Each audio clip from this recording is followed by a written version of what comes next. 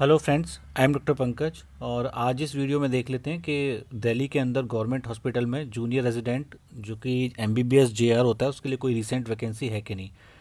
तो आप ये हेल्थ एंड फैमिली वेलफेयर जो गवर्नमेंट ऑफ एनसीटी की वेबसाइट है, कुछ इस तरीके का पेज उसके ऊपर खुलता है और आप इस पे ये चेक कर सकते हैं जो वैकेंसी वाला कॉलम है। तो अगर इसमें जाएंगे तो यहाँ पे 23/6/2026 आज ही का नोटिफिकेशन है। इसको देख लेते हैं कि क्या है।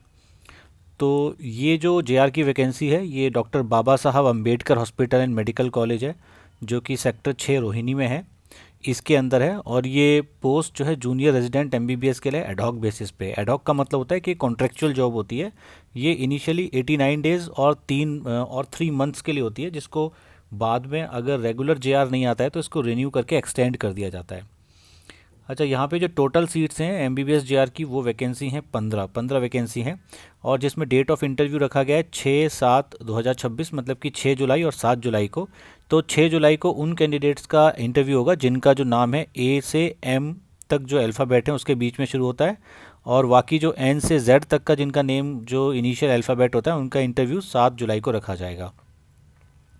अच्छा, इसको आप नोटिफिकेशन को अच्छे से पढ़ सकते हैं, इसमें हर एक चीज़ को दिया गया है। हम इस वीडियो में कुछ इम्पॉर्टेंट जो पॉइंट्स हैं उसको डिस्कस कर लेंगे। तो इसमें आपको एक फॉर्म भरना पड़ेगा, एप्लीकेशन फॉर्म, जो यहाँ पे एक लिंक दे रखा है। इस लिंक पे जाके यहाँ इसकी वेबसाइट पे आप इसको भर सकते हो। इसमें लिखा हुआ है कि no physical application will be accepted, मतलब कि फिज़िकली अगर आप वहाँ जाके अप्लाई करेंगे तो वो एक्सेप्टेड नहीं है, आपको ऑनलाइन ही अप्लाई करना पड़ेगा। इसमें जो है कि यहाँ पे कुछ चीज़ें दे रखी हैं कि the form can only be filled by clicking on the above mention link. The link will be valid from date of publication of this advertisement till 12 PM on 2/7/2026। मतलब कि ये फॉर्म आप 2 जुलाई तक 12 बजे तक दोपहर को भर सकते हैं। ओके, तो यहाँ पे कुछ कुछ डॉक्यूमेंट मांगे जाएंगे, आपके फ़ोटो, आपके जो ओरिजिनल मेंशन्ड आईडी हैं उसका फ़ोटो, आधार कार्ड या पासपोर्ट या फिर इलेक्टोरल कार्ड, तो ये सब आप रेडी रखिएगा। उसके बाद यहाँ पे हम एलिजिबिलिटी देख लेते हैं। तो एलिजिबिलिटी में वही कि आपकी एमबीबीएस डिग्री होनी चाहिए रिकॉग्नाइज्ड मेडिकल कॉलेज से। वो एज जो है, इसमें जो एज लिमिट रखी गई है वो 30 ईयर्स है फॉर जनरल कैंडिडेट के लिए। और यहाँ पे जो रिलैक्सेशन दिया जाएगा SC ST OBC कैंडिडेट्स को एज़ पर जो गवर्नमेंट के रूल हैं उसके आधार पे दिया जाएगा। जनरली जो OBC कैंडिडेट होता है उसका 3 साल का रिलैक्सेशन दिया जाता है, मतलब कि 33 ईयर्स तक वो एलिजिबल होते हैं। और SC ST को 5 साल का दिया जाता है। पे स्केल जो इसमें वही 7th पे स्केल रहेगा, जो कि जो दिल्ली में लागू होता है। और ये सैलरी लगभग लगभग वही 1,25,000 1,30,000 पर मंथ के आसपास आती है।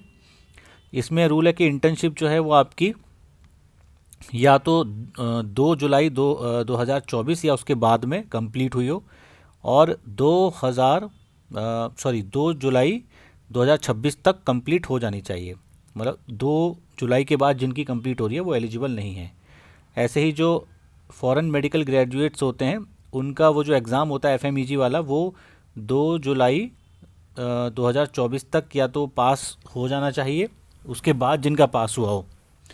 और कब तक, 2 जुलाई 2026 तक उनका पास हो जाना चाहिए वो एग्ज़ाम। अच्छा, इसमें लिखा है कि ऐसे कैंडिडेट जो किसी भी गवर्नमेंट या गवर्नमेंट एडेड इंस्टीट्यूट में 1 साल की जूनियर रेजिडेंसी कर चुके हैं वो इसमें एलिजिबल नहीं है। ओके, पर जिनकी जो जेआरशिप 1 साल से कम है, जैसे किसी ने किसी हॉस्पिटल के अंदर या मेडिकल कॉलेज में 6 महीने की 9 महीने की जेआरशिप की है, तो उसके 3 महीने रहते हैं तो वो उसके लिए एलिजिबल होगा। इसमें एक और बात ध्यान रखने वाली है कि जो OBC कैंडिडेट हैं या EWS कैटेगरी के जो कैंडिडेट हैं उनको ये जो रिजर्वेशन है केवल तभी मिलेगा जब उनके पास दिल्ली की डोमिसाइल होगी। दिल्ली के बाहर के जो OBC और EWS हैं उनको ये रिजर्वेशन नहीं मिलेगा। देखिए, एक और इम्पोर्टेंट बात कि अगर सपोज़ करो बाहर से MBBS कर के आपने की है बाहर से MBBS और आपके पास दिल्ली मेडिकल काउंसिल का रजिस्ट्रेशन नंबर नहीं है, तो आप इसमें एलिजिबल नहीं है। आपके पास दिल्ली मेडिकल काउंसिल का रजिस्ट्रेशन नंबर होना चाहिए। और अगर नहीं भी है तो अगर आपने अप्लाई कर रखा है और उसकी जो स्लिप है, जो एप्लीकेशन की स्लिप है कि भी आपने अप्लाई कर दिया है, फ़ी पे कर दिया DMC में, तो वो कैंडिडेट्स भी इसमें एलिजिबल होंगे।